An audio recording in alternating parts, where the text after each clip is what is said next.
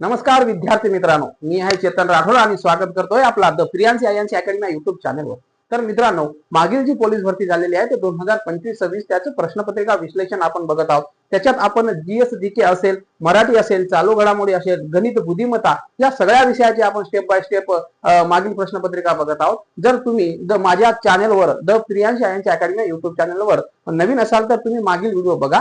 आपण top quality content देण्याचा प्रयत्न केलेला आहोत। आपलं म्हणजे जे आपण प्रश्न घेत आहोत चारही पर्यायाचे योग्य प्रकारे विश्लेषण घेण्याचा प्रयत्न करत आहोत, चारही पर्यायाचं आपण वर्गीकरण करत आहोत। अशाच प्रकारे आपण पुढे पण करत राहू। जर तुम्ही चॅनलवर नवीन असाल तर तुम्ही द प्रियांसी आयांसी अकॅडमी युट्यूब चॅनलला जाऊन लाईक शेअर सबस्क्राईब करा, मागील व्हिडिओ बघा आणि मित्रांना शेअर करायला विसरू नका। जास्तीत जास्त लाईक करत चला। तर चला आजचा आपण पहिला प्रश्न बघूयात। पहिला प्रश्न कशावर आहे तर पहिला प्रश्न हा गणितावर आहे आणि बरेच वेळेस असा प्रश्न विचारला जातो। मग हा प्रश्न इथून पुढे तुम्हाला एकदम इझी जाईल, म्हणजे इथून पुढे तुम्हाला सोपा जाईल का, कारण की मी तुम्हाला एक ट्रिक सांगणार आहे जे की एवढा तुम्हाला करायची गरज नाही। तर आपल्याला हे किती दिलेलं आहे इथं 2/3 प्लस 5/4 प्लस 7/8 10 पर्यंत दिलेला असला तरी आपल्याला सोडवायला अवघड जाणार नाही का, कारण की जेव्हा असे प्रश्न दिले जातात हे वेळखाऊ असतात। आपल्याला आता काय करावं लागेल, आता आपल्याला फक्त एवढंच दिलेलं असेल 2/3 प्लस 5/4 तर आपण काय करतो, आपण क्रॉस व्हेरिफिकेशन करतो, म्हणजे आपण काय करतो गुणाकार करतो आणि हे 4 गुणिला 2 5 गुणिला अशा करत बसतो। पण जर आपली संख्या मोठी असेल, आता आपल्याला इथे 3 स्टेप मध्ये दिलेला आहे, कधी कधी 4 स्टेप मध्ये दिलेला असतो। जेव्हा आपल्याला 4 स्टेप मध्ये दिला जाईल तेव्हा आपण त्याच्यावर पण बघू, पण आता आपल्याला 3 स्टेप वर दिलेलं आहे। मग 3 स्टेप वर बघत असताना आपल्याला काय करायचं आहे नेमकं, चला बघूया। तर आपल्याला पहिलं लिहून घेऊन घ्यायचं आहे 2/3 प्लस 5/4 प्लस 7/8। आता आपल्याला काय करायचं आहे, जी खालची संख्या आहेत याची आपल्याला लसावी काढायची आहे, जी खालची संख्या आहेत याची आपल्याला लसावी काढायची आहे। मग लसावी काढत असताना काय करावं लागेल, मग ह्या तिन्ही संख्याला कुठल्या तरी एखाद्या संख्यानं भाग गेला पाहिजे। तर 3 4 ला 8 न भाग जातो का, जर जात असेल तर 8 आपला लसावी आहे, पण 4 न जातो पण 3 न जात नाही। मग कुठल्या संख्यानं त्या दोन्ही संख्यांना भाग जाईल, 3 न 4 न 12 ला जाते, पण 8 न 12 ला भाग जाते का, जात नाही। मग अशी एक संख्या घ्यावं लागेल आपल्याला जे की तिन्ही संख्यांना त्याचा काय भाग गेला पाहिजे। तर आपण काय घेऊया 24, 24 न काय होते, तिन्ही संख्याला भाग जाते, 24 न तिन्ही संख्याला भाग जाते, किती न, आता हा 3 आहे त्याला किती न गुणल्यावर 24 येईल मित्रांनो, तर 8 न गुणल्यावर 24 येईल। मग हा 8 न गुणल्यावर 24 येईल, मग वरी पण 8 नच गुणायचं, वरी काय करायचं आपल्याला 8 नच गुणायचं आहे, वरी पण 8 नच गुणायचं आहे। आता हा 4 आहे याला किती न गुणल्यावर आपल्याला 24 येईल, तर 6 न गुणल्यावर 24 येईल, तर वरी पण आपल्याला काय करायचं आहे 6 नेच गुणायचं आहे। आणि हा 8 आहे किती न गुणल्यावर 24 येईल, 3 न गुणल्यावर 24 येईल, तर आपल्याला वरी पण 3 नच गुणायचं आहे। आता किती झाले आपले बघा, 8 दोन्ही 16, इथं लिहून घेतो मी 8 दोन्ही 16 प्लस त्यानंतर काय 5 सकम 30 30 प्लस काय 7 त्रिक 21, 7 त्रिक 21 भागिले काय 24, खालची संख्या 24 आहे। आता आपण वरचं प्लस करू शकतो। मग प्लस करत असताना 2 0 1 0 6 किती झाले वरचे 7 आणि 2 आणि 3 5 आणि 1 6 67 आणि हा खालचा 24 हा आपला फायनल उत्तर आहे 67/24। कुठे आहे पर्यायामध्ये 23/12 चुकीचा आहे, त्यानंतर 14/15 चुकीचा आहे, 67/24 हा आपला योग्य उत्तर आहे मित्रांनो। काय 67/24 हा आपला योग्य उत्तर आहे। 24 47 आहे का, नाही, तर 67/24 हा आपला योग्य उत्तर आहे। चला दुसरा प्रश्न बघूयात काय आहे, पुढील प्रश्न मालिकेतील चुकीचे पद ओळखा। चुकीचे पद आपल्याला ओळखायचे आहेत। आपल्याला एक प्रश्न मालिका दिलेली आहे आणि 4 पर्याय दिले गेलेले आहेत, तर या पर्यायापैकी आपल्याला चुकीचा पद ओळखायचा आहे। तर चुकीचा पद ओळखताना आपल्याला ह्या गोष्टी कशा प्रकारे वेगळ्या होतात ते बघणं आवश्यक आहे। तर बघूया, ही 85 आहे, त्यानंतर 79 आहे, त्यानंतर 76 70 68 आणि 61 दिलेला आहे। आपण बघूया स्टेप बाय स्टेप। 85 तर याच्यात काय आपल्याला डिफरंट वाटते की ही संख्या कमी होत आहे का, बघा इथं काय आहे 85 79 कमी होत आहे, संख्या काय चढत्या क्रमांकावरून म्हणजे खालच्या क्रमांकावर येत आहेत, उतरत्या क्रमांकावर येत आहेत। मग हे बघत असताना आपल्याला काय करायचं आहे, याच्यात काय केल्यानंतर एवढी संख्या येईल, तर मित्रांनो बघा हे 85 आहे, याच्यातून 6 आपण मायनस केल्यावर किती येईल, 6 मायनस केल्यावर किती येईल 79 येईल, ठीक आहे। मग इथं आता बघा, इथं 6 मायनस केलं, इथं पण 6 मायनस करायला पाहिजे, पाहिजे की नाही? पण इथं 6 मायनस आपल्याला दिसत नाही, का नाही दिसत ते बघूया. तर इथं किती मायनस आहे? इथं 79 मधून 3 गेल्यावर 76 उरते. बघा, 79 मधून 3 गेल्यावर 76 उरते. आता इथं बघूया, इथं किती आहे? 76. इथं 70 आहे. मग इथं याच्यातून 6 गेल्यानंतर काय उरते मित्रांनो? 70 उरते. हो, पण ही शृंखला जी आहे ती शृंखला कशी चालू झालेली आहे? -6 -3 -6. आता इकडं -3 यायला पाहिजे आणि इकडं -6 यायला पाहिजे. या गोष्टी अशा चालू झालेल्या आहेत. म्हणजे कधी मोठी संख्यानं मायनस, मग नंतर लहान संख्यानं मायनस. तर 70 मधून किती जायला पाहिजे? आता 3 जायला पाहिजे. 70 मधून 3 गेल्यानंतर किती येते मित्रांनो? 67 येते. इथं आपल्याला दिलेला 68, म्हणून हा आपला उत्तर चुकीचा आहे. पण पुढे बघूया, याच्या नंतर एवढी संख्या होते का? पण 67 मधून 6 गेल्यानंतर 61 होते का? तर हो. तर योग्य उत्तर जो आहे आपला हा 68 आपला इथं चुकलेला आहे. आपल्याला द्यायला पाहिजे होते 67 आणि दिले 68, म्हणून 68 आपल्याला पर्यायामध्ये बघायचा आहे. तर पर्याय क्रमांक 3 हा 68 दिलेला आहे. तर पर्याय क्रमांक 1 चुकीचा आहे, 2 चुकीचा आहे, 4 चुकीचा आहे. पर्याय क्रमांक 3 68 हा आपला योग्य उत्तर आहे मित्रांनो. हे आलं लक्षात? पुढचा प्रश्न बघूया विद्यार्थी मित्रांनो. अजित सूरजला म्हणाला, कशावर आहे? तर प्रश्न पहिले आपण हे करून घेऊया, वाचून घेऊया कशावर आहे. तर हा नातेसंबंध याच्यावर आहेत प्रश्न. नातेसंबंधावर बरेच प्रश्न मुलाला अवघड जातात. तर हे आजचं तुम्ही ही माझी जी हे लेक्चर बघितलं तर तुम्हाला हा प्रश्न अवघड जाणार नाही. इथून पुढे जेव्हा प्रश्न येईल तेव्हा पण तुम्ही या ट्रिक्सने सोडवू शकता. तर बघूया, अजित सूरजला म्हणाला, तुझे बाबा माझ्या बाबांच्या, काय म्हणाला अजित? अजित सूरजला म्हणाला, काय म्हणतो अजित? अजित हा सूरजला म्हणाला, तुझे बाबा माझ्या बाबांच्या एकुलत्या एक बहिणीचे पती आहेत. तर अजित हा सूरजचा कोण? अजित हा सूरजचा कोण? तर आपण पर्यायाकडे येऊया. तर बहिणीचे म्हणले आहेत, तर आते भाऊ आहे का, मावस भाऊ आहे का, चुलत भाऊ आहे का, की मामे भाऊ आहे का? जर आपण थोडासा लक्ष दिलो तर मावस भाऊ तर आपला कटच होईल, कारण की हा बाबा काय म्हणतोय? माझ्या बाबा तुझ्या बाबाच्या बहिणीच्या म्हणते. तर तरी आपण पहिले बघून घेऊया, नंतर ते पर्यायामध्ये आपण कट करूया. चला, तर काय? अजित सूरजला म्हणाला, हा आहे अजित, हा अजित आणि हा आहे सूरज. हा आहे सूरज, हा काय आहे? अजित आहे आणि हा सूरज आहे. मी काय करतो? पुरुषासाठी चौकोन घेतो आणि महिलासाठी गोल घेतो. हे तुम्ही लक्षात ठेवा, डब्बा. हा, त्यानंतर तुझे बाबा माझ्या बाबाच्या एकुलत्या एक बहिणीचे. कोणाचे बाबा? अजित सूरजला म्हणतो. अजित सूरजला म्हणतो तुझे बाबा. कोणाचे? सूरजचे बाबा. हे जे सूरजचे वडील आहेत, सूरजचे बाबा. कोणाचे बाबा? सूरजचे बाबा. बाबा कोणाचे? सूरजचे. अजित सूरजला म्हणतो तुझे बाबा माझ्या बाबाच्या. कोणाच्या बाबाच्या? अजितच्या बाबाच्या. माझ्या बाबाच्या. तुझे बाबा माझ्या बाबाच्या बहिणीचे पती आहेत. कोण? ही याची बहीण. सूरजच्या बाबाची ही कोण आहे? ही बहीण आहे. सूरजच्या बाबाची ही बहीण आहे. सूरजच्या बाबाची ही कोण आहे? बहीण आहे.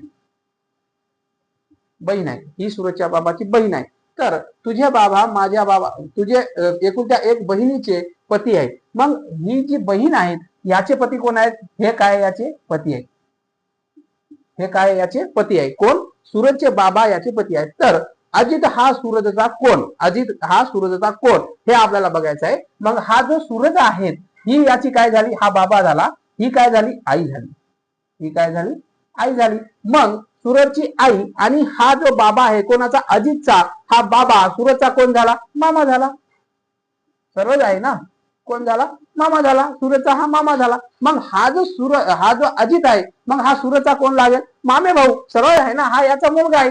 मग हा अजित, सूरजचा अजित कोण लागेल? मामे भाऊ. आपल्याला तेच विचारलं गेलं होतं, अजित हा सूरजचा कोण? हे शेवटी जेव्हा आपण प्रश्न वाचतो मित्रांनो, ते आपल्याला लक्षात ठेवणं गरजेचं आहे. इथंच आपली काय गफलत होते, इथंच आपली चूक होते की कोण कोणाचा काय हे आपल्याला समजत नाही. तर सूरज, आता ह्या स्पष्टीकरणानुसार तुम्हाला सगळ्या गोष्टी समजत. तर हा अजित जो आहे हा सूरजचा कोण आहे? तर हा अजित हा सूरजचा मामाचा मुलगा आहे. कोण आहे? मामे भाऊ आहेत. इथं आते भाऊ चुकीचा आहे. त्यानंतर चुलत भाऊ काही प्रश्नच नाही. मावस भाऊ काही विषय नाही. तर मामे भाऊ हा आपला योग्य उत्तर आहे मित्रांनो. तर अशाच प्रकारे नवनवीन तुम्ही ट्रिक्स बघण्यासाठी द प्रियांसी आयएनजी अकॅडमी युट्यूबला लाईक, शेअर आणि चॅनलला सबस्क्राईब करायला विसरू नका. आणि मित्रांना लाईक करा, मित्रांना शेअर करा, जेणेकरून मित्रांना पण याचा फायदा होतो. बघा मित्रांनो, आपण सगळ्या गोष्टी निःशुल्क देतो, याचा तुम्ही फायदा घेत चला. तुम्हाला आपण टॉप क्वालिटी कंटेंट देण्याचा प्रयत्न करतो. आणि अजून तुम्हाला नवीन काही पाहिजे असेल तर तुम्ही मला कमेंट्स बॉक्समध्ये म्हणजे कमेंट बॉक्समध्ये सांगू शकता की आम्हाला हे पाहिजे, आम्हाला ते पाहिजे, ह्या गोष्टी तुम्ही सांगू शकता.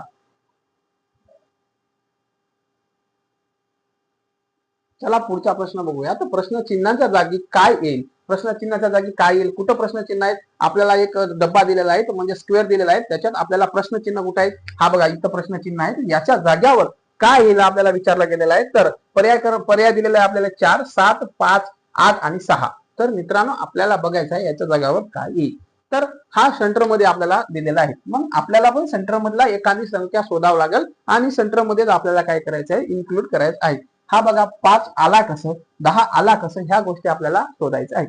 तर बघूया, जर हा 4 आणि 5 किती होतात? 9 होतात. मग आपल्याला आपण जेव्हा तयारीला लागतो तेव्हा आपल्याला वर्गमूळ एबीसीडी क्रमानुसार काही पहारे या सगळ्या गोष्टी आपल्याला घनमूळ हे पाठ असायला पाहिजे.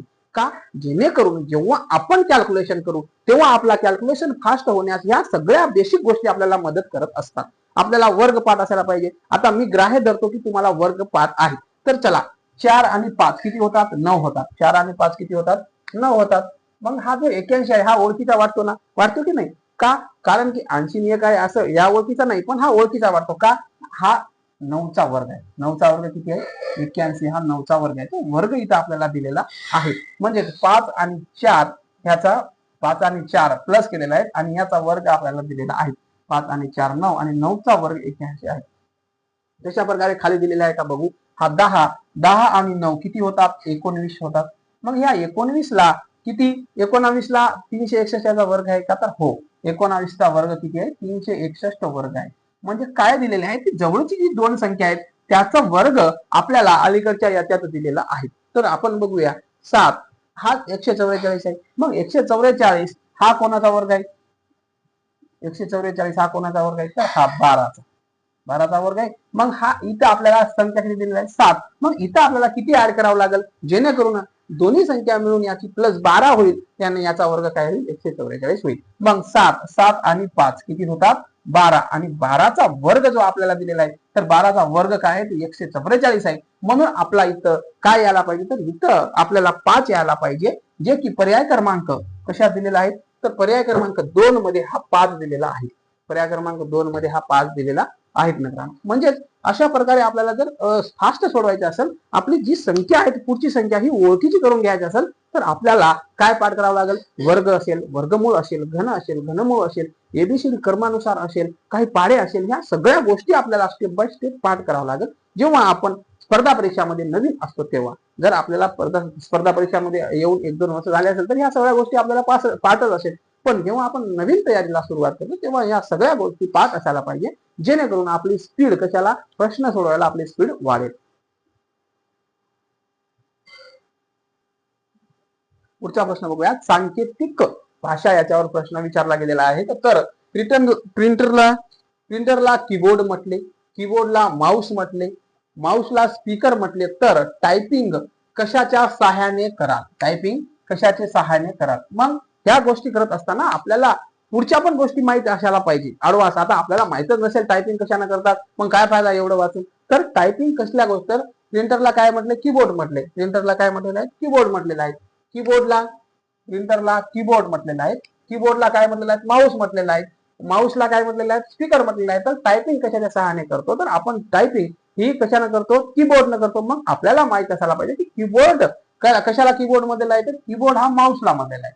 कीबोर्ड हा माऊसला म्हटलेला आहे. तर प्रश्नात आपल्याला काय येईल? आपला उत्तर काय येईल? स्पीकर येईल का? नाही. कीबोर्ड येईल का? नाही. कीबोर्ड येणार नाहीत. आणि काय येईल? माऊस. 3 नंबर पर्याय क्रमांक 3 हे आपला योग्य उत्तर येईल. चला पुढचा प्रश्न बघूया. चला बघूया टॉप क्वालिटी कंटेंट म्हणजेच महत्वाचा प्रश्न बघूया. आपला प्रश्न क्रमांक किती आहे? हा 6वा असेल. प्रश्न क्रमांक 6वा. पण याच्यावर 5 प्रश्न विचारले जातात. किती? 5 प्रश्न विचारले जातात. पोलीस भरतीला हा प्रश्न कधी मध्येच विचारला जातो, पण ज्या इतर भरती आहेत त्या भरतीला हा प्रश्न प्रत्येक वेळेस विचारला जातो. त्याला सिटिंग अरेंजमेंट असे पण म्हणतात, म्हणजेच बैठक व्यवस्था. मग या बैठक व्यवस्थेवर आपल्याला काय विचारलं आहे ते बघूया. प्रश्न मोठा आहे, सोडायला जरा वेळ लागू शकतो, पण 5 प्रश्न आपले अजिबात चुकणार नाहीत. कारण की जर आपण प्रॅक्टिस केलो तर आपण याच्यात इझीपणे आपण सोडवू शकतो. शिक्षक भरती जी टेट होते त्याला बरेच वेळेस याच्यावर प्रश्न विचारला जातो. तर चला बघूया, आपण प्रश्न वाचायला सुरुवात करूया. तर काय आहेत प्रश्न? एका वर्तुळाकार मैदानावर काय आहेत? एका वर्तुळाकार मैदानावर कडेने अ ब फ क ड ई फ ग ज ही 8 मुले समान अंतरावर आत तोंड करून हा महत्वाचा आहे. काय महत्वाचा आहे? कुठला शब्द महत्वाचा आहे आपल्यासाठी? आत. कधी कधी बाहेर तोंड करून असते, कधी आत तोंड करून. जेव्हा बाहेर तोंड करून असते तेव्हा दिशा ही चेंज झालेली असते. आत तोंड करून उभे आहेत. त्यात अच्या उजव्या बाजूला लगतच ड असून, हे बघा, इथून आपला प्रश्न स्टार्ट होतो. इथून आपल्याला सोडवायला सुरुवात करायला पाहिजे. अच्या उजव्या बाजूला ड असून समोर ई उभा आहेत. कोणाच्या? अच्या. ब हा ज च्या उजव्या बाजूला लगतच असून तो ग च्या समोर आहे. क च्या समोर दक्षिणेला ड उभा आहे. बघा, तर आपल्याला काय करायचं आहे? सुरुवात करायची आहे. मग आपल्याला काय करावं लागेल? मग पहिला आपल्याला काय करायचं आहे? तर 8 मुले, हे बघा, हे झाले 8 मुले. तर हे काय केलेले आहेत? हे आत तोंड करून उभे आहेत. कसे आहेत? आत तोंड करून उभे आहेत. आत तोंड करून उभे आहेत.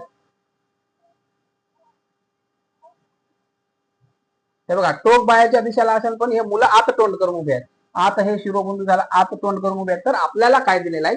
तर आपण सुरुवात करूया. तर आपल्याला महत्वाचं असं आहे की सुरुवात करत असताना त्याच्या रिलेटेड शब्द यायला पाहिजे. म्हणजे अ आहे तर अच्या रिलेटेड शब्द जर आला आतमध्ये तर आपल्याला सोडवायला काय होते? ते सोपा जाते. तर बघूया, अच्या उजव्या बाजूला लगतच ड असून, आता आपण पहिली उजवी आणि डावी बाजू जाणून घेऊया. इथं जर मी ई लिहिलो, अ लिहिलो, तर ही उजवी बाजू इकडची आणि डावी बाजू इकडची आहे. काय आलं लक्षात? डावी बाजू इकडची आहे, उजवी बाजू इकडची आहे. तर मला काय करायचं आहे? अच्या उजव्या बाजूला लगतच ड आहे. तर मी जर अ इथं लिहिलो तर लगतच ड इथं येईल. ही उजवी बाजू आहे. तर आपल्याला अजून पुढं ह्या दोघांच्या बाबतीत काय सापडते का ते बघू. जर हे सापडत असेल तर आपल्याला ते सोडवण्यास सोपा जाईल. अच्या उजव्या बाजूला ड असून समोर ई उभा आहे. ईचा आणि याचा काही संबंध आहे का? नाही. ब हा ज च्या उजव्या बाजूला लगत असून तो ग च्या समोर उभा आहे. तर याचा संबंध आहे का? नाही. ग च्या समोर आहे. क हा क च्या समोर दक्षिणेला ड उभा आहे. काय? क च्या समोर दक्षिणेला ड उभा आहे, पण ड च्या शेजारी फ नाही. तर ज च्या समोरची दिशा आपल्याला बघायची आहे. तर बघूया आता ड च्या काय आहे? काय? तो ग च्या समोर आहे. क च्या समोर दक्षिणेला ड उभा आहे. काय? क च्या समोर दक्षिणेला काय आहे? ड उभा आहे. ह्या गोष्टी आपल्याला माहित पाहिजे. ही दिशा आहे. दिशा आपल्याला माहित आहे. उत्तर काय? उत्तर, पूर्व, पश्चिम आणि दक्षिण या दिशा माहित आहे. आपल्याला काय दिलेल्या आहेत? तर आपल्याला आता बघा, अच्या उजव्या बाजूला लगतच ड असून ड क च्या समोरच्या दक्षिणेला, म्हणजे समोर दक्षिणेला कोण उभा आहे? ड उभा आहे. कोणाच्या? क च्या. तर मी काय करतो? इथं उत्तर आहे, क इथं लिहितो आणि ड इथं लिहितो. दक्षिणेला आहे ना, आपल्याला प्रश्नात बोललेला आहे की दक्षिणेला आहे. तर आता आपल्याला काय बघायचं आहे? आपल्याला अच्या उजव्या बाजूला लगतच ड आहे. काय? अच्या उजव्या बाजूला लगतच ड आहे. मग मी अ कुठे लिहू? इथं लिहू का? नाही, कारण की ह्या अच्या डाव्या बाजूला होईल. मला अ इथं लिहावं लागल, उजवी बाजू ही असल्यामुळे. अच्या उजव्या बाजूला काय आहे? अच्या उजव्या बाजूला लगेच ड आहे. आता मित्रांनो, आपल्याला काय शोधायचं आहे? या तिन्हीच्या रिलेटेड आपल्याला काय भेटते का ते आपण शोधूया. तर काय? तर इथं बघा, अच्या उजव्या बाजूला ड असून अ आणि ड आपले संपलेले आहेत. क पण आपला गेलाय, क पण आपला गेलाय, अ पण आपला गेलाय, त्यानंतर ड पण आपला गेलाय, असून समोर ई उभा आहे. काय? काय? लगतच ड असून समोर ई उभा आहे. कोणाच्या? कोणाच्या? अच्या. कोणाच्या? अच्या उजव्या बाजूला लगतच ड असून समोर ई उभा आहे. अच्या उजव्या बाजूला ड असून लगतच अच्या समोर, समोर म्हणजे ही समोरची बाजू आहे, टोकाची बाजू ही समोरची आहे, इथं ई उभा आहे. आलं लक्षात? आता ई उभा आहे, समोरची उभा आहे. ब हा ज च्या उजव्या बाजूला लगतच असून, ब हा ज च्या लगतच उजव्या बाजूला आहे. ब जो आहे तो हा लगतच ज च्या उजव्या बाजूला आहे. मग आपण ज ला कुठं कुठं बसवू शकतो? मग आपण ज ला इथं बसवू शकतो आणि ब हा ज च्या उजव्या बाजूला, ब ला आपण इथं बसवू शकतो उजव्या बाजूला म्हटल्यावर. त्यानंतर आपण ज ला इथं बसवू शकतो आणि इथं पण इथं आपण ब ला बसवू शकतो. आपण 8ही जागा आपली काय झाली? कंप्लीट झाली, पण आपल्याला उत्तर आलेला नाही. तर बघूया, हे आपली काय आहेत? पॉसिबिलिटी आहेत, संभाव्यता आहेत. तर क हे काय झालं आपल्याला? ब. तर ब हा च्या उजव्या बाजूला लगतच असून तो ग च्या समोर उभा आहे. कोण? ब हा च्या लगतच उजव्या बाजूला असून तो ग च्या समोर उभा आहे. कोणाच्या? ग च्या समोर उभा आहे मग आपल्याला ग कुठं लिहिता येईल? एक तर ग आपल्याला इथं लिहिता येईल किंवा ग आपल्याला इथं लिहिता येईल. आलं लक्षात? दोन संभाव्यता याच्यात आहेत. तर आपण पुढे जाऊया. ग च्या समोर आहेत. तर दक्षिणा उभा आहेत पण ड च्या शेजारी फ नाही. हे बघा, हे आपल्यासाठी महत्वाचं आहे. काय? ड च्या शेजारी फ नाहीत म्हणजेच फ इथं येऊ शकत नाही. फ इथं येऊ शकत नाही. फ इथं येऊ शकत नाही. मग फ इथं येऊ शकत नाही. मग फ कुठे येणार? फ कुठे येऊ द्या. आपल्याला काय करायचं आहे, जी आपली ही ज आणि ब आहेत हे योग्यरित्या म्हणजे सरळरित्या इथं बसलेले आहेत. योग्य यांचा योग्य हा स्थान आहे. तर हे इथले ग ज आणि ब आपले कटले. त्यानंतर जो आपण ग होता, ग काय करायचं होतं? ग हा ज च्या उजव्या बाजूला लगत असून तो ग च्या समोर उभा आहे. ब हा ज च्या उजव्या बाजूला, हा बघा ब हा ज च्या लगत उजव्या बाजूला असून ब च्या समोर ग बसलेला आहे. ग बसलेला आहे. एकच राहिला आता काय? फ. ही झाली आपली योग्य प्रकारे मांडणी. याच्यावर आपल्याला 5 प्रश्न सोडवायचा आहे. मी तुम्हाला विश्लेषण करून देताना मला एवढा वेळ लागला, पण तुम्ही जर फास्ट स्पीड मध्ये सोडायचं असेल तर तुम्हाला जास्तीत जास्त प्रॅक्टिस याची करावं लागेल. मी या क्वेश्चनला मी म्हणजे जास्तीत जास्त 1 मिनिटात सोडून तुम्हाला दाखवू शकतो, पण मला विश्लेषण करत असताना या गोष्टीला वेळ जाते. म्हणून हा आपला याच्यावर हा तक्ता बनला तर 5 प्रश्न डोळे झाकपणे आपले 5 प्रश्नाचे 5 गुण आपल्याला इजी मिळू शकतात. तर आता आपल्याला बघायचं आहे. तर जजच्या समोरची दिशा कोणती? काय विचारलंय आपल्याला? जजची समोरची दिशा कोणती? तर हा ज आहे. हा ज आहे. मग समोरची दिशा कुठली? जेव्हा फ बसलेला आहे ही समोरची दिशा आहे. मग फ बसलेला ही समोरची दिशा आहे, पण दिशा कुठली नेमकी हे आपल्याला माहित असायला पाहिजे. आता इथं काय? उत्तर आहे. इथं काय? इथं उत्तर आहे. इथं काय? इथं पूर्व आहे. त्यानंतर इथं काय? इथं दक्षिण आहे. आणि इथं काय? इथं पश्चिम आहे. इथं पश्चिम आहे. ही आपली झाली दिशा. तर आपल्याला आता काय करायचं आहे? ही दिशामध्ये बसलेला आहे. काय? उपदिशामध्ये बसलेला आहे. मग आपल्याला सुरुवात कुठून करावं लागेल? तर इथून आपल्याला सुरुवात करावं लागेल. काय? वानर इकडे आला नाही म्हणजेच वायव्य, ईशान्य, इथं आग्नेय आणि इथं नैऋत्य. तर ज्याच्या समोरची दिशा कुठली? तर ज्याची समोरची दिशा होती काय होती? आग्नेय, सॉरी काय? वायव्य ही ज्याच्या समोरची दिशा आहे म्हणजे पर्याय क्रमांक 4 हा आपला योग्य उत्तर आहे. याच्यावर 5 प्रश्न विचारले गेले आहेत. याच्यावर किती? 5 प्रश्न विचारले गेलेले आहेत. तर तुम्ही हे प्रश्न अशा प्रकारे सोडू शकता. जर तुम्ही the Priyanshi INC academy YouTube चॅनलवर नवीन असाल तर मागील व्हिडिओ बघा मित्रांनो. त्याच्यात आपण टॉप क्वालिटी कंटेंट शिकवण्याचा प्रयत्न केलेला आहे आणि टॉप क्वालिटी कंटेंट आपण निशुल्कपणे देत असतो. तर ते तुम्ही बघा. व्हिडिओला शेअर करा मित्रांना, जेणेकरून मित्रांना पण त्याचा फायदा होईल. व्हिडिओला लाईक करत चला आणि चॅनलला सबस्क्राईब करा. धन्यवाद.